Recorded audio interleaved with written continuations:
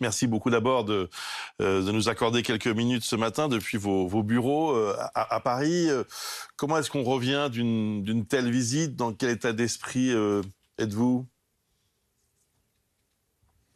Je suis rentré hier soir. C'est un voyage qui est assez long, donc c'est un peu, comment dire, il y a un petit temps de réadaptation parce que c'est un voyage qui est très intense, très chargé d'émotions, de plein d'émotions, voilà, inattendues. Donc il y a un petit, là je suis un peu en redescente, quoi, voilà. Mais si vous voulez, les perspectives changent un peu. Donc voilà, il faut se remettre dans les perspectives de notre vie ici. Voilà, je suis dans cet état d'esprit-là. Quand on dit que les perspectives changent, c'est que vous étiez dans un pays en guerre, vous avez vu voilà, les conséquences de ce conflit de très près. Ça aide à relativiser, vous voulez dire, c'est ça? C'est-à-dire que, par exemple, d'aller à Boutcha, on a vu les images, on les connaît, mais tout d'un coup d'être sur le site même, de parler avec des gens, les gens qui ont découvert les charniers, les gens qui ont transporté les corps, etc., d'écouter leur voix, de voir leur regard, les écouter vous parler, etc. Oui, ça change émotionnellement, c'est pas du tout la même chose. De parler avec des gens qui sont des héros de la guerre, les gens qui ont arrêté les forces armées russes à Irpin, par exemple. Et de se rendre compte que, alors évidemment, il y avait l'armée ukrainienne, mais il y a aussi des gens comme vous et moi, des gens qui sont tout à fait normaux dans la vie et puis qui, à un moment donné, ont pris les armes, se sont battus et un an après, ils vous disent c'est quand même une drôle d'expérience dans une vie de faire un truc comme ça. Enfin, tout d'un coup, oui, vous changez de perspective, vous voyez un peu, c'est vraiment à échelle humaine un conflit qu'on regarde normalement sur votre chaîne, par exemple. Qu'est-ce qui vous a le plus marqué durant cette visite? Ce qui m'a le plus marqué, c'est les pulsions de vie de tout le monde. C'est-à-dire que c'est pas tout le monde est vraiment à sa place dans une logique de vie. Alors, j'ai pas été dans les territoires dont parlait votre reporter tout à l'heure. J'étais pas sur des zones de front. J'étais à Kiev et dans les environs de Kiev.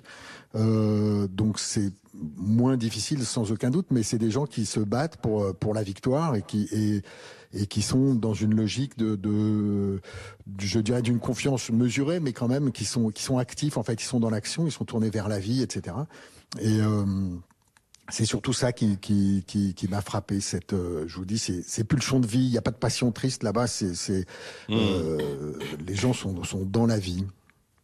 Et puis vous avez rencontré donc le président ukrainien Volodymyr Zelensky. J'allais dire, vous avez eu la chance de le rencontrer parce qu'on est quand même tous impressionnés par son courage et par sa façon de mener ce combat. Là aussi, qu'est-ce que vous pouvez nous raconter sur cet échange que vous avez eu avec lui?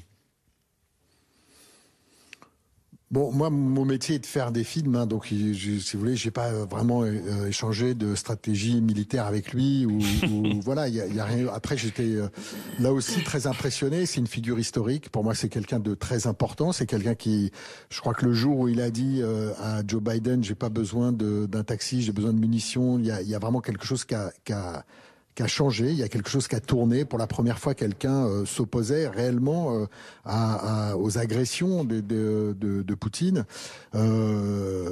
Et pour l'instant, il tient aussi la guerre de l'information. Il a réussi d'une certaine manière, même grâce à lui, l'Europe même s'est retrouvée solidaire et politique pour une fois, ce qu'on lui reprochait de ne pas être. J'ai été frappé à titre personnel par la simplicité, l'accessibilité. Là encore, c'est quelqu'un qui garde un sens de l'humour, il prend pas la pose du président. Il y a pas de pause, tout ça n'est pas apprêté. Je trouve que voilà, il y a une espèce de grande simplicité. Après, on a parlé surtout de United 24, qui est United 24, qui est donc une plateforme de récolte de fonds. C'est pour ça que j'y étais. C'est parce qu'ils m'ont fait le privilège, je dirais, de me proposer d'être ambassadeur de cette plateforme. Et donc voilà, donc c'est pour ça que j'y ai été. C'est pour ça que je réponds à vos questions. Et donc c'est une plateforme sur laquelle tout le monde peut aller. C'est très simple. Vous tapez United 24 et vous trouverez très vite. Et là, il y a plusieurs programmes et vous pouvez faire des dons.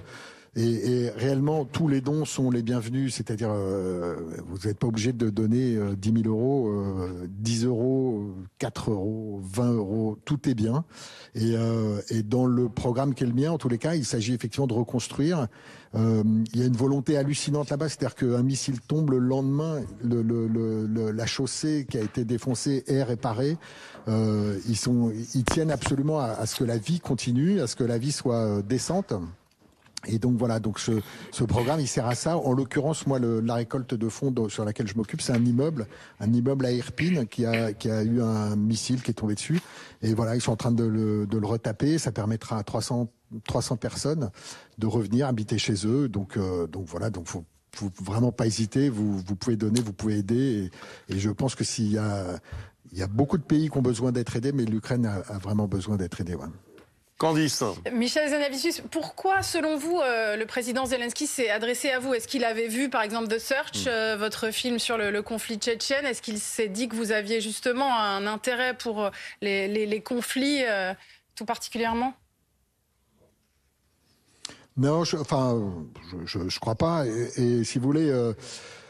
je crois que c'est surtout parce que j'ai organisé, mais totalement de mon côté, puisque à l'époque la plateforme n'existait pas, donc j'ai organisé un geste collectif du cinéma, parce que je sais pas, mais comme vous l'avez dit tout à l'heure, il y a plein de gens qui ont donné, de Catherine Deneuve à Tom Hanks, Guillermo del Toro, Alain Chabat, Jean-Paul Rapneau. Enfin, je vais pas tous les noter, mais voilà, Nakache Toledano, Marcy, on est beaucoup à avoir donné des objets et effectivement, je cherchais le meilleur moyen d'utiliser cet argent. J'ai entendu parler de la création de cette plateforme, donc je les ai contactés et c'est à partir de là qu'ils m'ont proposé. Je crois pas que ce soit pour mes qualités cinématographiques. C'est juste que en tant qu'être humain, j'ai fait ce truc-là. Donc voilà, je crois que ça correspondait complètement à leurs valeurs. Alors, tout le monde sait évidemment que Volodymyr Zelensky est un acteur, producteur aussi. Enfin, je veux dire, est-ce que d'un seul coup, ça a existé aussi dans votre dialogue? Est-ce que cette connaissance de votre métier, cette connaissance commune a émergé à un moment donné? Oui, mais de manière, je dirais, tacite, c'est-à-dire ou muette. C'est-à-dire que... Maintenant, peut-être je me suis fait un film, hein, j'en sais rien, mais justement, j'ai cru voir qu'il pouvait y avoir une espèce de connexion à cet endroit-là. Oui, le fait que, mais franchement, j'avais pas un acteur devant moi, j'avais un président d'un pays en guerre sur un conflit quand même qui est qui est pour nous, hein, aussi en France et en Europe et je dirais même au-delà pour beaucoup de pays démocratiques, c'est un conflit qui a une importance capitale. Donc oui, c'est quelqu'un de très simple, oui, il est très accessible, mais en même temps, vous sentez quand même qu'il y a de la gravité derrière et que c'est quelqu'un qui est chargé de responsabilités énormes et qui gère des dossiers qui sont autrement plus importants que de parler à un réalisateur. Donc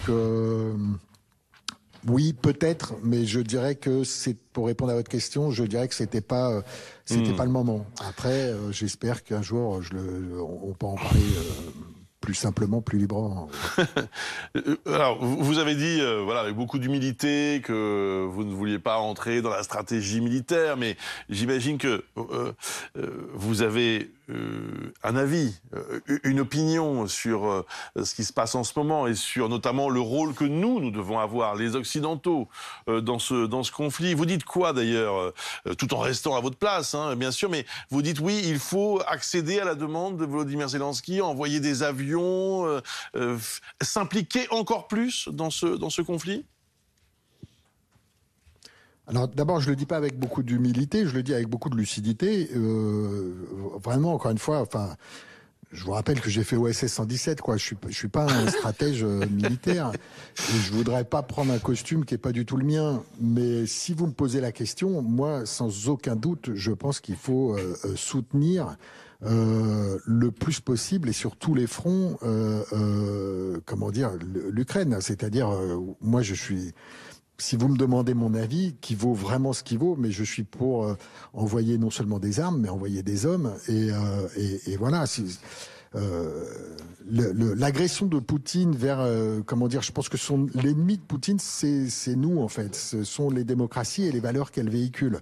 Et il n'a de cesse de les, comment dire, de les tenir à distance, de les déstabiliser et d'essayer de les mettre à mal avec tous les moyens possibles, que ce soit